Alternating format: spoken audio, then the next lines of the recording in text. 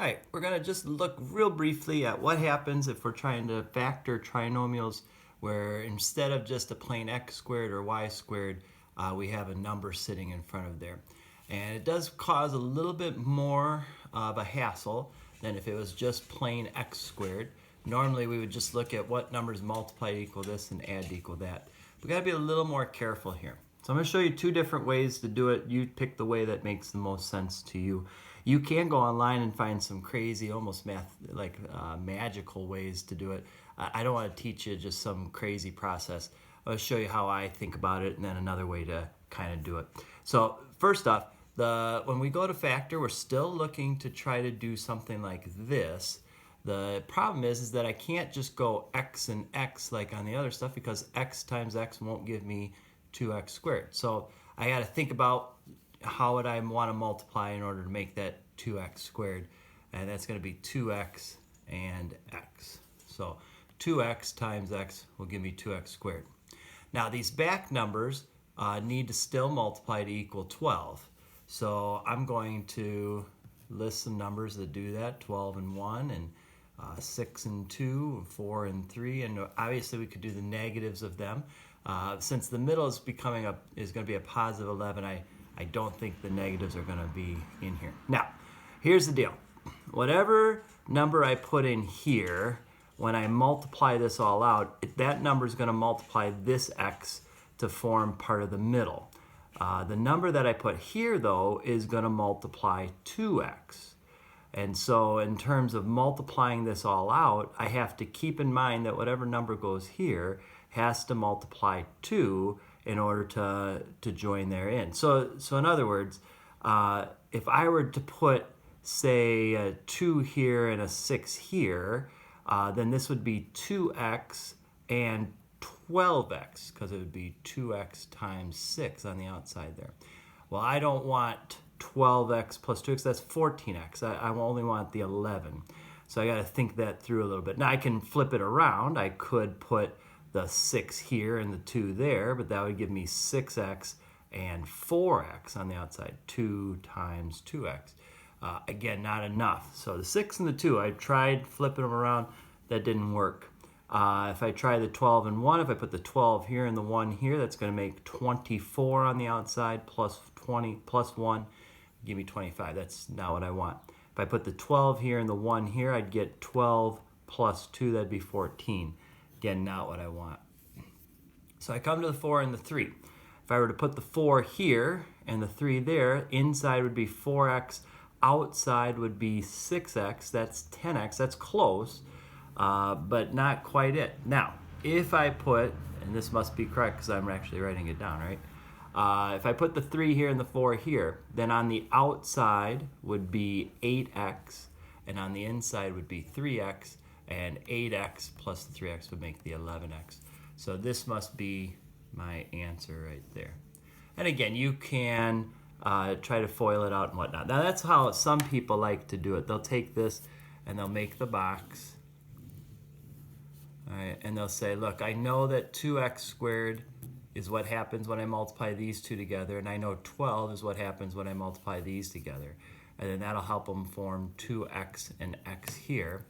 And then they'll start just playing around with some numbers. They'll put like I just did, the 12 here and the 1 here, and they'll see if that adds up to 11x. Or they'll put the 12 here and the 1 here, and they'll see if that adds up. And then they'll put the 6 and 2 and flip them around. And then, like I said, eventually they'll put the 4 here and the 3 here, and they'll see that this is 3x here, and they'll see that this is 8x, and that right there is what makes the 11x that they want. So if that makes a little more sense to you, then by all means you can do that. Otherwise, look for that outside-inside combination. So we'll come to this one. Again, I know that the front terms have to multiply to equal 3x squared. So I'm going to go 3x and x. I know the back numbers have to multiply to equal 4. Now I notice that the middle has to add up to negative 13. So since that's a negative there, I'm assuming that both of these numbers are negative. So that means I'm either looking at negative 4 and negative 1 or negative 2 and negative 2. Now, I could try negative 2 real quick. If I put that in, I'm going to get negative 6 on the outside, negative 2 on the inside. That adds up to negative 8, not what I want. So I can cross that out. Now I just have to make sure I put it the order correct here. If I were to put negative 4 here and negative 1 here, I'd get negative 3 on the outside, negative 4. That's negative 7. So I don't want it in that order. So I flip it around. I'm going to put minus 4 here, minus 1 there. On the outside, that would be negative 12 minus 1. That'd give me negative 13. So there's my answer. And again, if you want to do it in this format, be my guest. In fact, my daughter who's already taken all of the calculus she can, this is how she does it. She does it in this form. So you know these are negative, and you want that negative 13 in the middle, so you kind of mess around with it. Eventually you'd put negative 4 here, so you'd have negative 12x in that box. You'd put negative 1 here to get negative 1x there, and then there's your negative 13x that you want. Okay. Again, if that makes more sense to you, go for it. It's really up to you.